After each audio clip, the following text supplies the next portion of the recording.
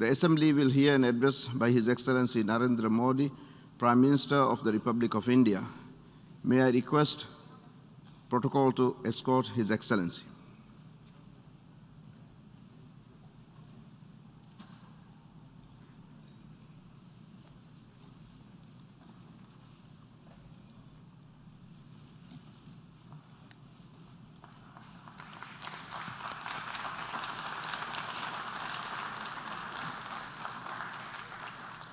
I have great pleasure in welcoming His Excellency Narendra Modi, Prime Minister of the Republic of India. I invite him to address the General Assembly. नमस्कार साथियों, His Excellency Abdulla Shahid जी,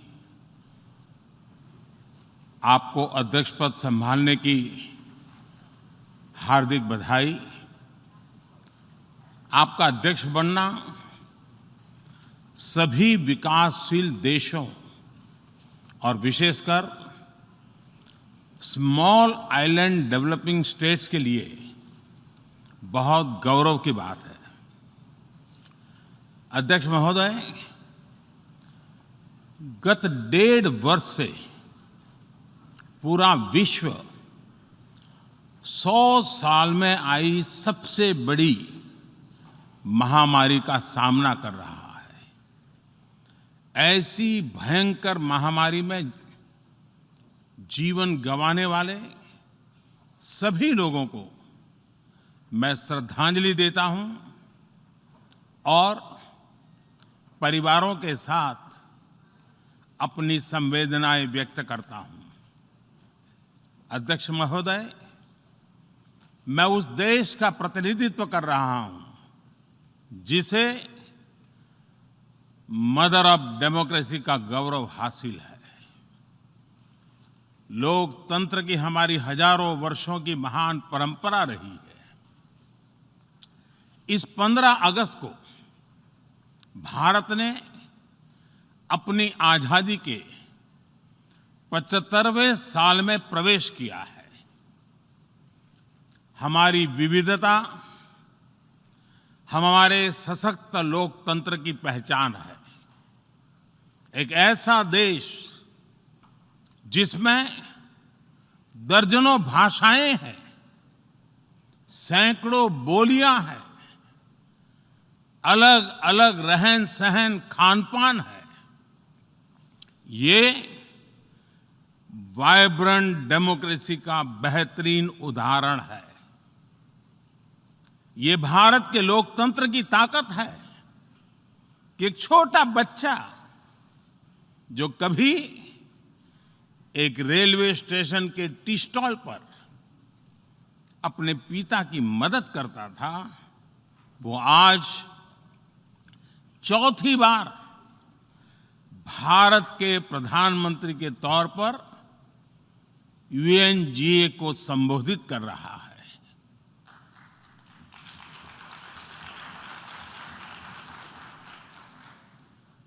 सबसे लंबे समय तक गुजरात का मुख्यमंत्री और फिर पिछले 7 साल से भारत के प्रधानमंत्री के तौर पर मुझे हेड ऑफ गवर्नमेंट की भूमिका में देशवासियों की सेवा करते हुए 20 साल हो रहे हैं। और मैं अपने अनुभव से कह रहा हूं, yes, democracy can deliver. Yes, democracy has delivered. अध्यक्ष महोदय, एकात्म मानव दर्शन के प्रणेता पंडित दीनदयाल उपाध्याय जी की आज जन्म जयंती है। एकात्म मानव दर्शन यानी इंटीग्रल ह्यूमनिज्म, अर्थात स्व से समष्टि तक विकास और विस्तार की सहयात्रा। Expansion of the self, moving from individual to the society, the nation and entire humanity. और ये चिंतन अंत्योदय को समर्पित है। अंत्योदय को आज की परिभाषा में where no one is left behind कहा जाता है। इसी भावना के साथ भारत आज इंटीग्रेटेड, इक्विटेबल डेवलपमेंट की राह पर आगे बढ़ रहा है। विकास सर्वसमावेशी हो, सर्वस्पर्शी हो, सर्वव्यापी हो, सर्वपोषक हो, यही हमारी प्राथमिकता है। बीते 7 वर्षों में भारत में 43 करोड़ से ज्यादा लोगों को बैंकिंग व्यवस्था से जोड़ा गया है, जो अब तक इससे वंचित थे। आज 36 करोड़ से अधिक ऐसे लोगों को भी बीमा सुरक्षा कवच मिला है, जो पहले इस बारे में सोच भी नहीं सकते थे। 50 करोड़ से ज्यादा लोगों को मुफ्त इलाज की सुविधा देकर भारत ने उन्हें क्वालिटी हेल्थ सर्विस से जोड़ा है। भारत ने 3 करोड़ पक्के घर बनाकर बेघर यानी होमलेस परिवारों को होम ओनर्स बनाया है। अध्यक्ष महोदय, प्रदूषित पानी भारत ही नहीं, पूरे विश्व और खासकर गरीब और विकासशील देशों की बहुत बड़ी समस्या है। भारत में इस चुनौती से निपटने के लिए हम 17 करोड़ से अधिक घरों तक पाइप से साफ पानी पहुंचाने का बहुत बड़ा अभियान चला रहे हैं।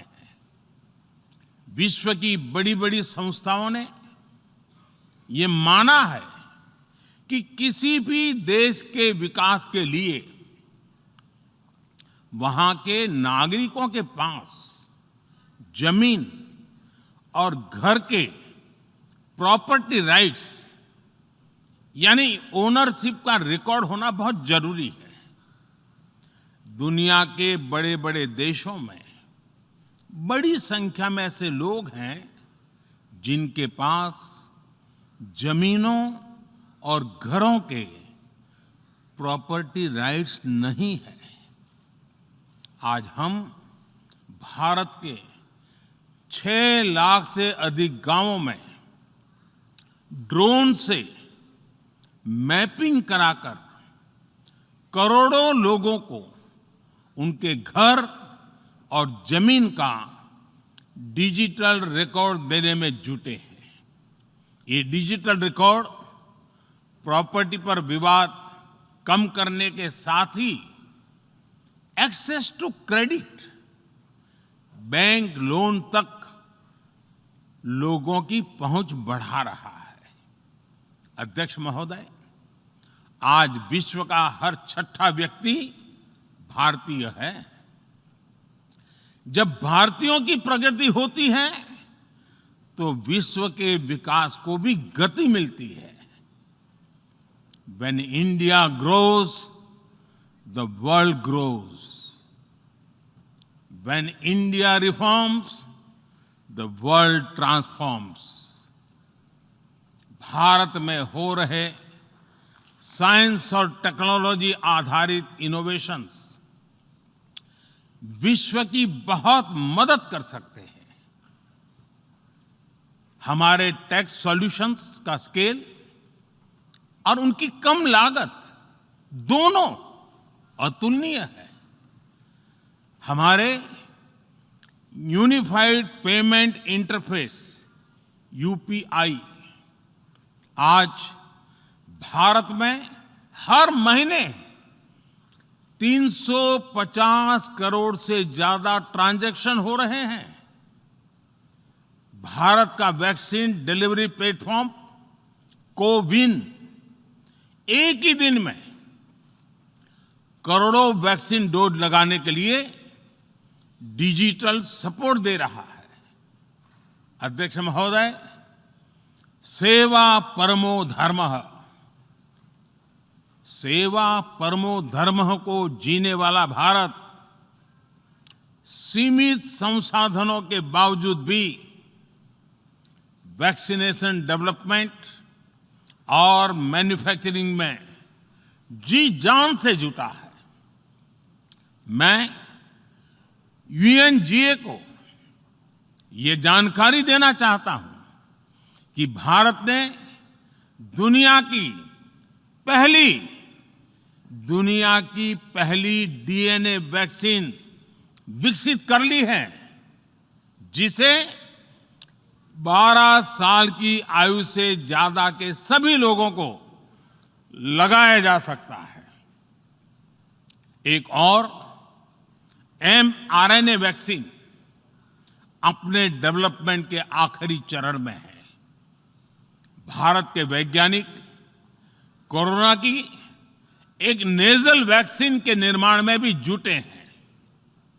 मानवता के प्रति अपने दायित्व को समझते हुए भारत ने एक बार फिर दुनिया के जरूरतमंदों को वैक्सीन देनी शुरू कर दी है।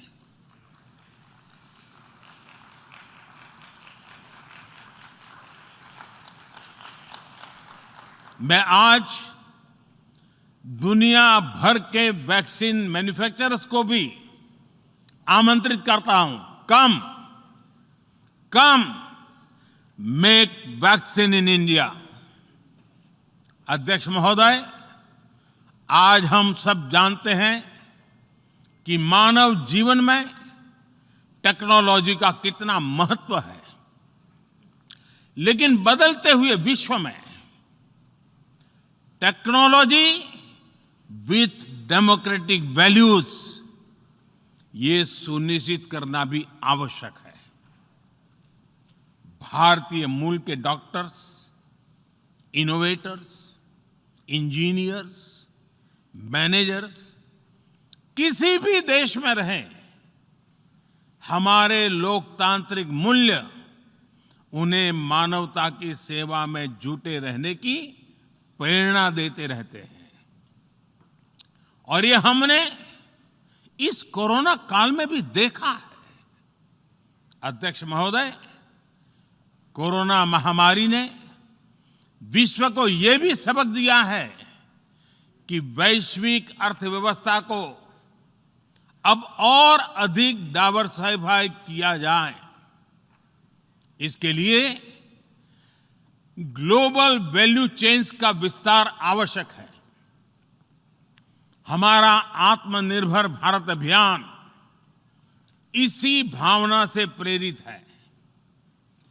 ग्लोबल इंडस्ट्रियल डाइवर्सिफिकेशन के लिए भारत विश्व का एक लोकतांत्रिक और भरोसेमंद पार्टनर बन रहा है।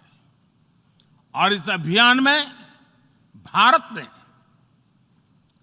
इकोनॉमी और इकोलॉजी दोनों में बेहतर संतुलन स्थापित किया है।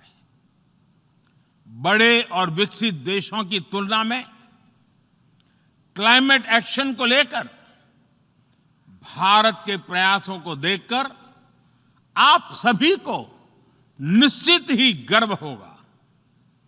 आज भारत बहुत तेजी के साथ 450 गीगावाट रिन्यूएबल एनर्जी के लक्ष्य की तरफ बढ़ रहा है।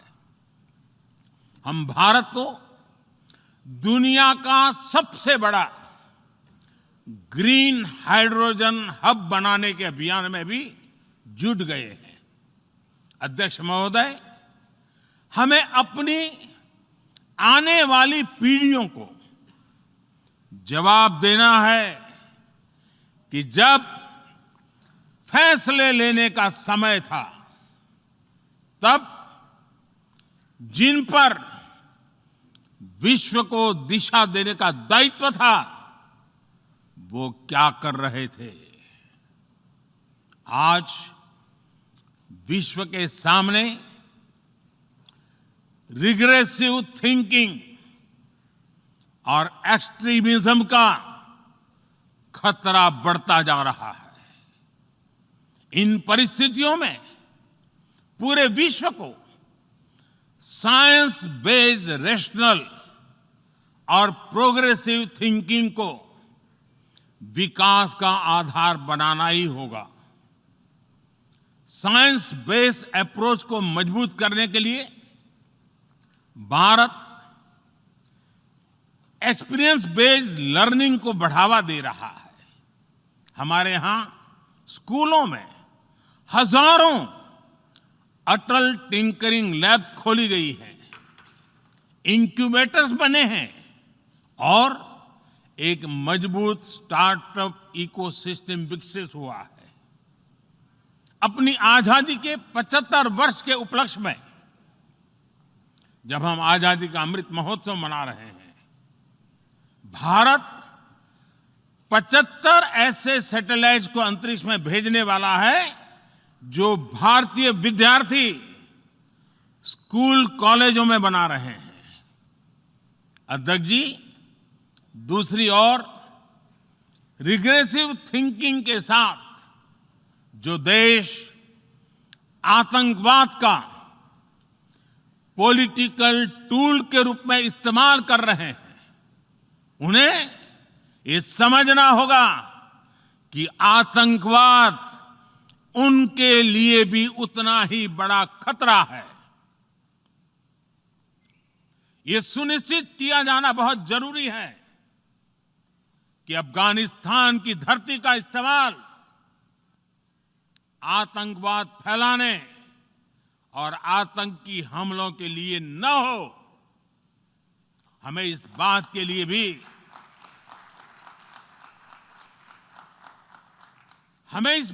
लिए भी सतर्क रहना होगा कि वहां की नाजुक स्थितियों का कोई देश अपने स्वार्थ के लिए एक टूल की तरह इस्तेमाल करने की कोशिश न करें। इस समय अफगानिस्तान की जनता को, वहां की महिलाओं और बच्चों को, वहां की माइनॉरिटीज को मदद की जरूरत है और इसमें हमें अपना दायित्व निभाना ही होगा। अध्यक्ष महोदय, हमारे समंदर भी हमारी साझी विरासत है, इसलिए हमें ये ध्यान रखना होगा कि ओशन रिसोर्सेज को हम यूज करें, एब्यूज नहीं। हमारे समंदर अंतर्राष्ट्रीय व्यापार की लाइफलाइन भी है। इन्हें हमें एक्सपांशन और एक्सक्लूजन की दौड़ से बचाकर रखना होगा। रूल बेस्ड वर्ल्ड ऑर्डर को सशक्त करने के लिए अंतर्राष्ट्रीय समुदाय को एक सुर में आवाज उठानी ही होगी। सुरक्षा परिषद में भारत की प्रेसिडेंसी के दौरान बनी विस्तृत सहमति विश्व को मैरीटाइम सिक्योरिटी के विषय में आगे बढ़ने का मार्ग दिखाती है। अध्यक्ष महोदय, भारत के महान कूटनीतिज्ञ आचार्य चाणक्य ने सदियों पहले कहा था, कालातिक्रमणात् काल एव फलम पिबति। जब सही समय पर सही कार्य नहीं किया जाता तो समय ही उस कार्य की सफलता को समाप्त कर देता है। संयुक्त राष्ट्र को खुद को प्रासंगिक बनाए रखना है तो उसे अपनी इफेक्टिवनेस को सुधारना होगा, रिलायबिलिटी को बढ़ाना होगा। यूएन पर आज कई तरह के सवाल खड़े हो रहे हैं। इन सवाल को हमने क्लाइमेट क्राइसिस में देखा है, कोविड के दौरान देखा है, दुनिया के कई हिस्सों में चल रही प्रॉक्सी वॉर, आतंकवाद और अभी अफगानिस्तान के संकट ने इन सवालों को और गहरा कर दिया है। कोविड के ओरिजिन के संदर्भ में और ease of doing business ranking को लेकर वैश्विक गवर्नेंस से जुड़ी संस्थाओं ने दशकों के परिश्रम से बनी अपनी विश्वसनीयता को नुकसान पहुंचाया है। ये आवश्यक है कि हम यूएन को ग्लोबल ऑर्डर, ग्लोबल लॉज और ग्लोबल वैल्यूज के संरक्षण के लिए निरंतर सुदृढ़ करें। मैं नोबेल पुरस्कार विजेता गुरुदेव रविंद्रनाथ टैगोर जी के शब्दों के साथ अपनी बात समाप्त कर रहा हूं। शुभो कर्मोपोथे, शुभो कर्मोपोथे, धोरो निर्भयो गान, सौब दुर्बल सौन्योष होक अवसान। अर्थात अपने शुभ कर्म पथ पर निर्भीक होकर आगे बढ़ो, सभी दुर्बलताएं और शंकाएं समाप्त हो। ये संदेश आज के संदर्भ में संयुक्त राष्ट्र के लिए जितना प्रासंगिक है, उतना ही हर जिम्मेदार देश के लिए भी उतना ही प्रासंगिक है। मुझे विश्वास है हम सबका प्रयास विश्व में शांति और सौहार्द बढ़ाएगा, विश्व को स्वस्थ, सुरक्षित और समृद्ध बनाएगा। इन्हीं शुभकामनाओं के साथ बहुत बहुत धन्यवाद। नमस्कार।